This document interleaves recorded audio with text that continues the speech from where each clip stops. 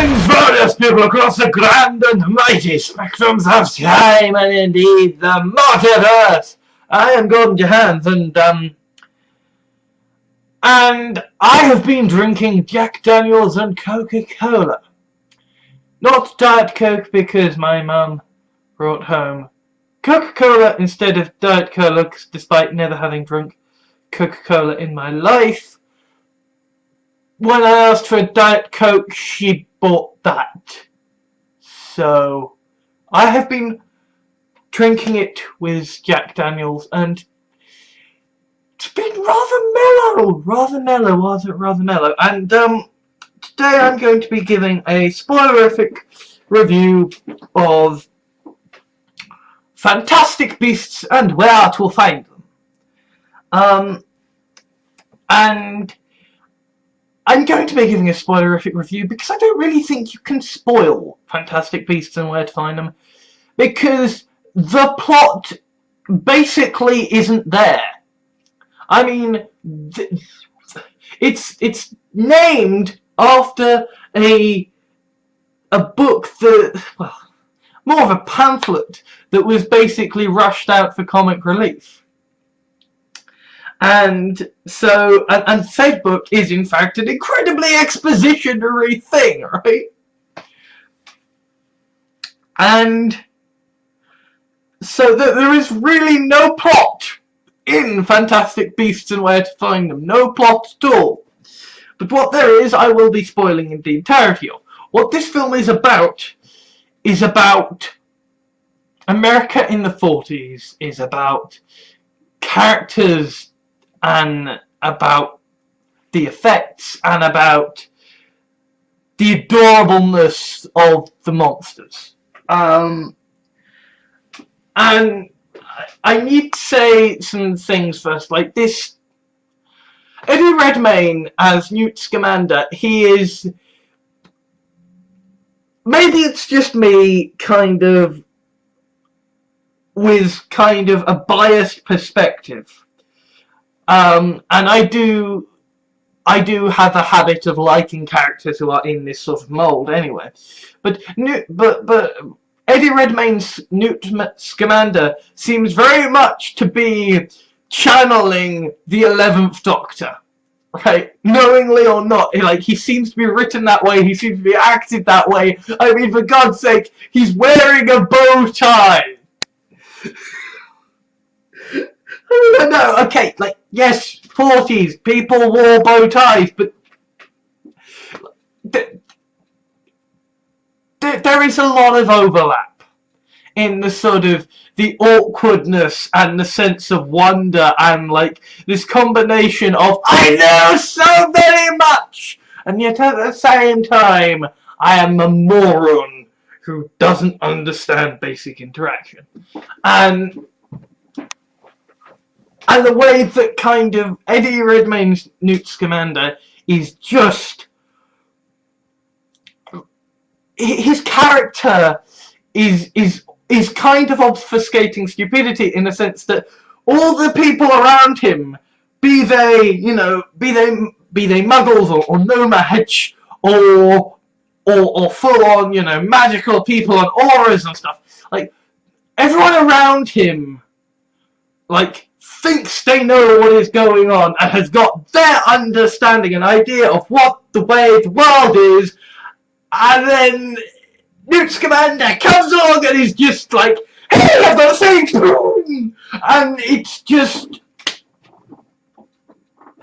he is the spanner in the works. He is the guy who just knows shit and is not a cunt. He is just nice and is just like, hey, I give a shit, I'm going to take a stand. And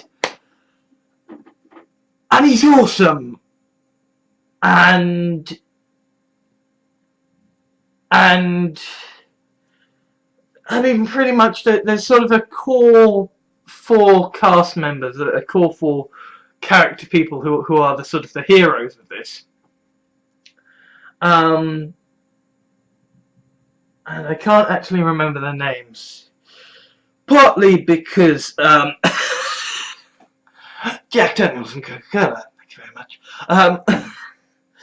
And partly because they're Americans from the 40s, and it's kind of one of those, hey, we're being realistic about things, and so nobody really sort of name drops heavily. This is what they are called. Like, I know Newt Scamander because he's the guy who has it name dropped, but everyone else, I think, one of them's like Wachowski, but then I might be thinking of just the people who made The Matrix. I don't know.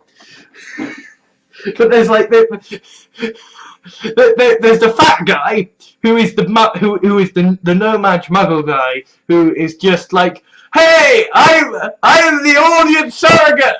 I don't know shit about what's going on. My job is to ask the stupid questions so that people can explain the plot to me. And then there is kind of the sort of the failed aura woman who's got this thing going on with Eddie Redmayne's Newt Scamander, and she's just kind of a bit shit at her job, but is like really nice and earnest, and she's kind of lawful good, but she's the lawful good who kind of fucks things up because she tries to be lawful and good when kind of lawful good can be interpreted different ways. Are you more lawful or are you more good? And it's like, no, she makes the wrong decisions and she fucks up, and she's trying so hard and she fucks it up, and so kind of she's just adorable, and she's played by an incredibly beautiful and adorable actress and is acted adorably. And then there is this character who is telepathic and kind of creepy with it, in the sense that people are like, can you stop reading my mind and invading me, my personal space? And she's just like, I can't help it. And it's like, okay, yeah, but still, you could be a bit polite and not, like, directly have a conversation with someone's thoughts that they've asked you not to do it. Like, you can sort of ignore stuff. It's like when someone, you know, happens to share something a bit too personal on Facebook. Like, you don't have to respond. You know, you can't actually just say, you know what, I saw you write that. I'm not gonna respond because it's clearly not for me. It's not none of my business. I'm not gonna. Right? She could do that, but she doesn't. But she almost gets away with it by virtue of the fact that she is played by an incredibly beautiful actress, and the actress is kind of written and acted such that she's supposed to be adorable and kind and lovely, and she's just kind of a fucking mind reader, and that's kind of creepy. But she's nice in sort of a weird way, although the main way that she's nice is that she's a beautiful woman who likes a fat guy. Right? It's like, she's the creepy person who will read your mind even after you have told her, hey, stop reading my mind. Can we not have a conversation while you're fucking snooping on my mind? This is fucking awkward and weird and invasive. Right? She's that kind of person, but because she flirts with the fat guy, it's okay. And I'm saying these criticisms, but genuinely, like, I have these criticisms, and still, I'm like, but she likes the fat guy. I like her anyway. And seriously, they do have amazing chemistry, all four of them. And this really, like, is a triumph of characters and effects over plot, right? And I'm going to sort of compare it to things, because at the moment, aside from, you know, the whole grand, you know, war and revolution against the Nazis that is now going on, I also am kind of sort of morbidly fascinated with the insane delusions of the people who cannot get over this idea that two male characters in a crime drama series called Sherlock, that they think that they are totally in love when actually there is no, it's not the case, right? Like, there has not been a single actual canonical representation in the story of that happening. So yeah, it's kind of weird, like the way they do that stuff. So kind of I've got this fascination with them and their sort of pursuit of, no, but these two characters who just happen to be male and not hating each other, they must totally want to fuck each other, right? Their insistence on, like, but all of the plot holes are all solved by if these two men fuck, so therefore they must be fucking. And it's like, fine, you know, if you want to have your pairings of fictional characters, that's fine. If you want to have your headcanons of how plot holes are solved, that's fine. But, like, the John Locke conspiracy, as it is so known, is, as far as I am concerned, the epitome of what happens when fandom tries so desperately hard to fix plot holes and then is angry that these plot holes are not actually fixable because their sort of key supporting beam is not proven by the canon. It's sort of like, you know, the idea that, hey,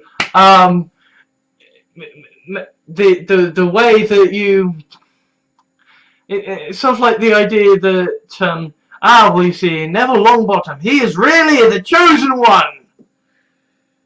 Yeah, then why the fuck is Harry Potter actually the person who is given all of these different things? It's like, at a certain point you have to admit defeat. You know. At a certain point you have to realise that your key overarching supporting beam is not supported by canon. You know. Well, you see, the Doctor is Merlin, and so therefore, anytime the sonic screwdriver does something it shouldn't do, it's because he's fucking magic.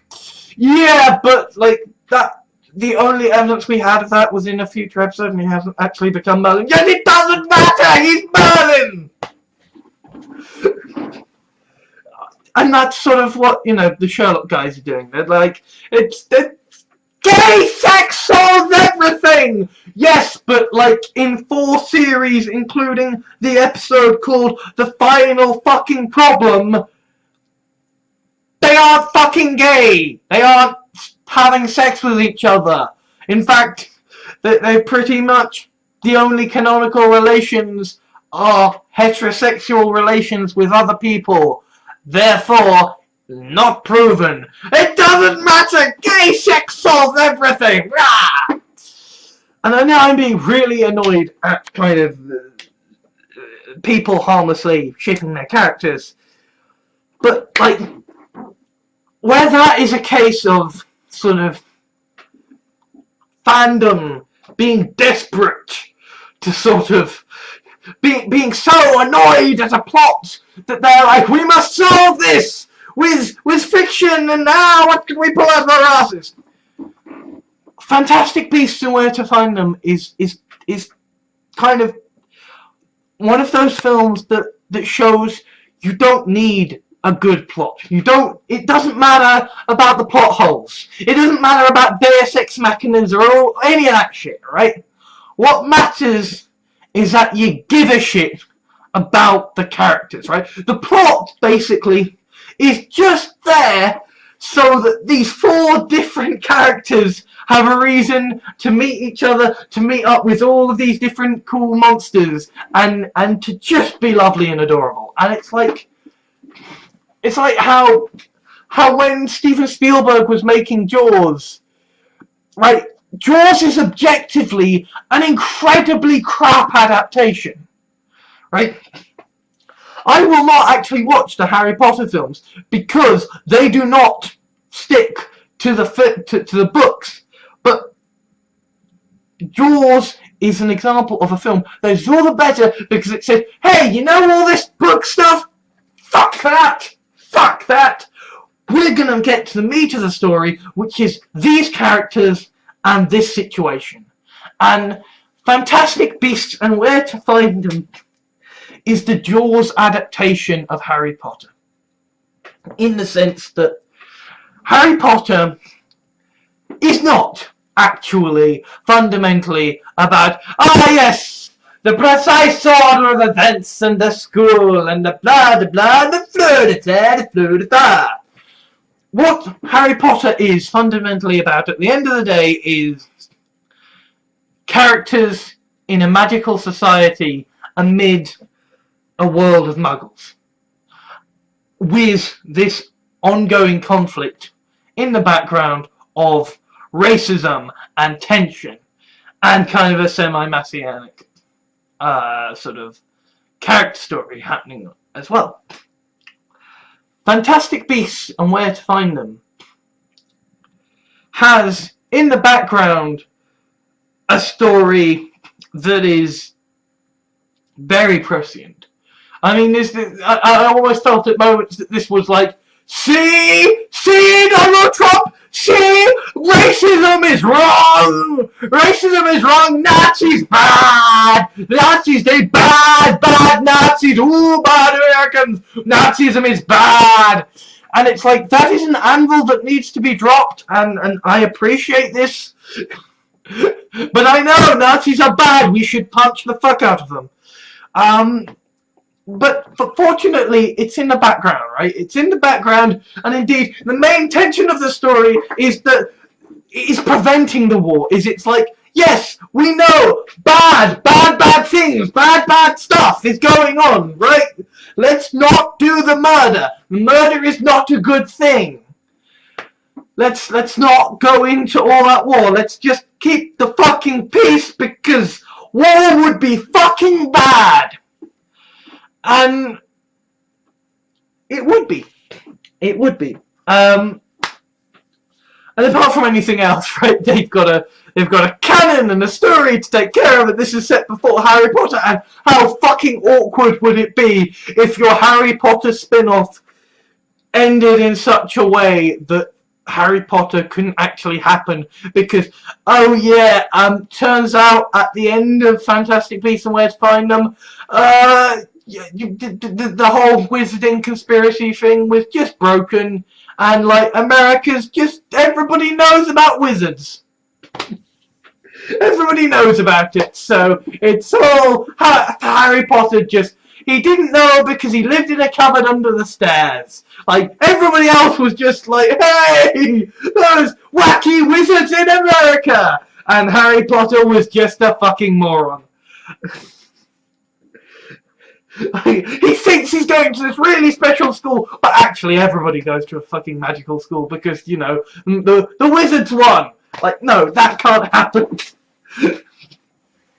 So to a certain extent they are restricted by canon, but it is trying to deliver this ambitious message in the background, which I appreciate. That is the essential plot. But all it really is just there so that all these characters can run around being like, oh, look at these adorable monsters, oh, look, oh, cute interactions, and I love it. I love this film. It's really, really amazing, and Eddie Redmayne's Newt Scamander is a character that I can watch just forever. Like, I could watch him just in a sort of TV series of him just go like almost a sort of Michael Palin sort of documentary series about walking, about experiencing different cultures. I just want a sort of Bear Grylls style documentary series, or maybe sort of Rainier's survival stories type series was just sort of Newt's commander going around all these different countries, just sort of going, and today we are going to be capturing the legendary Hujamafotsit of the Hadjafar, and today we've got to lure it out by doing a fling of the bar. I would just love to see a sort of travelogue series of him hunting down these different beasts and like, yes, we've got the thing, it's a big one, isn't it? Yes, because it's just, he's glorious and adorable, and I love him, and I love all the characters. And the plot really is incredibly shit, because there is none. But I don't care, because the characters are glorious. And now, the one thing that really can count as a spoiler that's, at all sort of relevant, is the reveal at the end. That kind of, Grindelwald is in this, and he is played by Johnny Depp, which means that, okay, long back in the dim and distant ages of man, I reviewed the X-Men films that had Patrick Stewart and Gandalf. Yeah, I completely spaced on the name. But Patrick Stewart and Gandalf playing Charles Xavier and Eric Lenscher, Magneto. And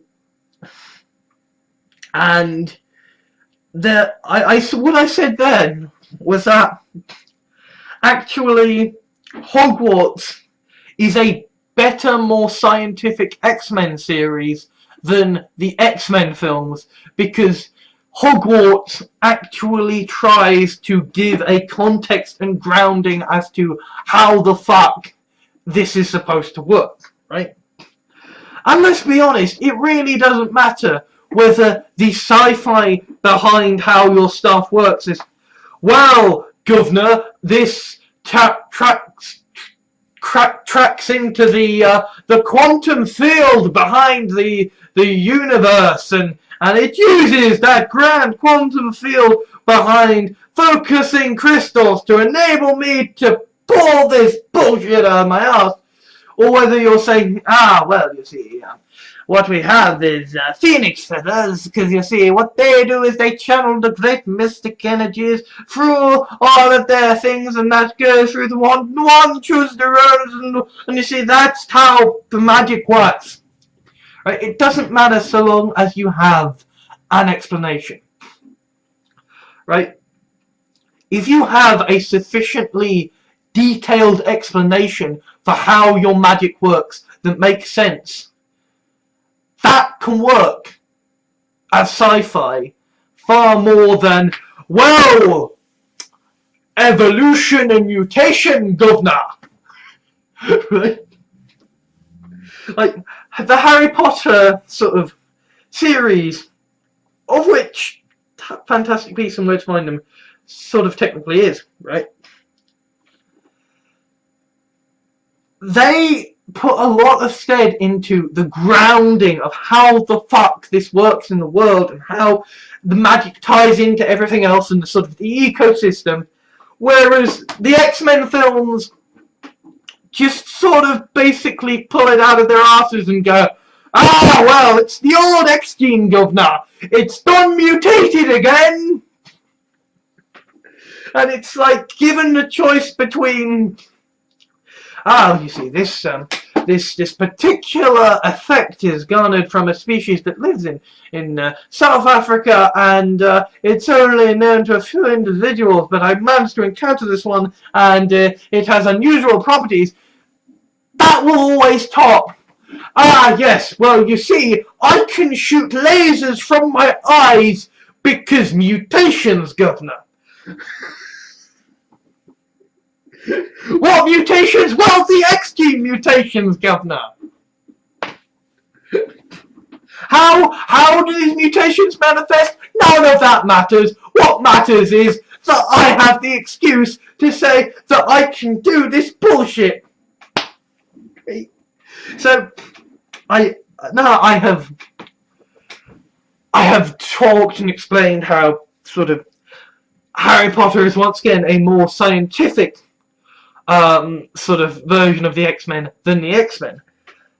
I must say that I am now basically incredibly looking forward to Charles and Eric, the Gay Wizard Wars, because basically we've got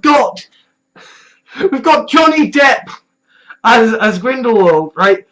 And we have Michael Gambon as Dumbledore, right? Presumably they are going to cast a young Dumbledore, unless we're saying that kind of he's looked as old as Michael Gambon just forever, right? But I am looking forward to that, because that's clearly going to be what's happening. Like, we know that Grindelwald is Dumbledore's fiance, right? Dumbledore's spouse. So kind of what I am saying after my rant about how gay sex solves everything is that the plot of indeed Fantastic Beasts and Where to Find Them does indeed all hinge on the gay sex.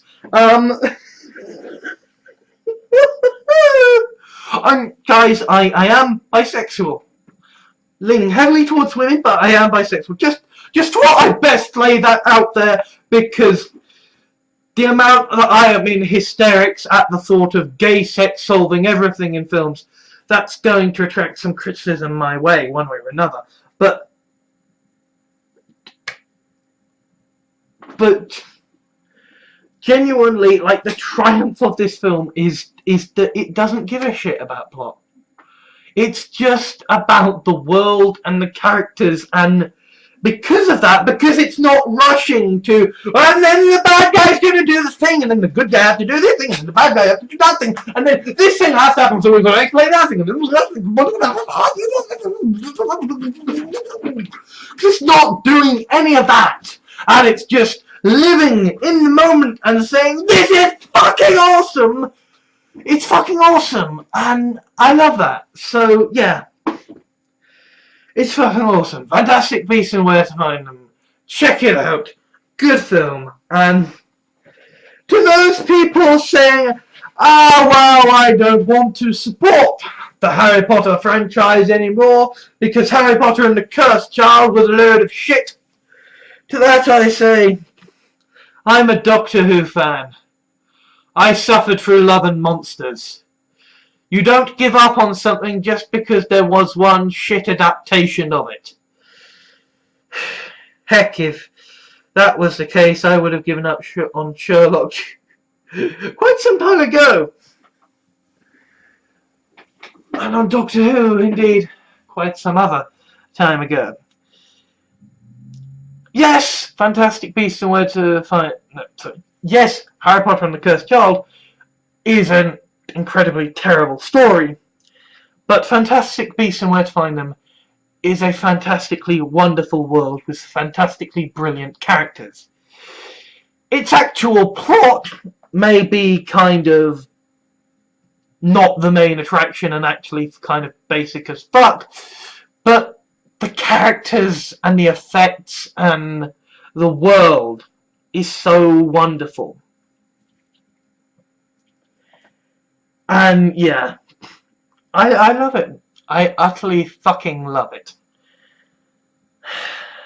And I have a friend who is kind of very much into the sort of, I sort of have a couple of friends who are very much into the sort of the mystics and the sort of the magical and the sort of what's beyond sort of thing. And I'm very much more of the sort of sci-fi and the yes, automation and quantum mechanics and woo. But kind of, I think this film and Doctor Strange, they managed to make magic work within a sci-fi context. Which, let's face it, the modern world is sci-fi. 1940s New York is sci-fi. It is working on science works. And And so therefore, if you're having a world of magic within a world of scientific advancements, as Fantastic Beasts and Where to Find Them does, that is blending fantasy and sci-fi in a way that Star Wars really doesn't. At least not until The Force Awakens. So yeah, I love this film, and you should go see it, go track it down. It's awesome. Yeah. Goodbye! Thank you to all my Patreons at patreon.com for helping to make videos like this possible. If you wish to leave a like or dislike to rate the video for my analytics, that would be much appreciated. Comments are always welcome, though be aware that they will be moderated before being published, so please be civil. If you liked this video, please consider adding it to your favourites, sharing it to your friends, or subscribing. If you wish to help me out, or my channels, please consider whitelisting my videos in your adblock software, subscribing for monthly donations through Patreon, or giving a small one-off donation. Alternatively, I have a Steam wishlist for games I would consider let's playing or streaming, so if you would like to see me broken before the Dark Souls altar, or just happen to have gotten a duplicate of a game in a humble bundle, then you know what to do. I also have an official Facebook fan page, Twitter account, Tumblr, Reddit and blog, so you can stay up to date with all of my videos, blog articles and the things I care about. Links are in the video description. Thank you for taking the time to watch this video. I think that all that now needs to be said is ban all guns, institute universal basic income now, and ensure government is elected by proportional representation. Oh, and also, fuck the racists and fuck the alt-right.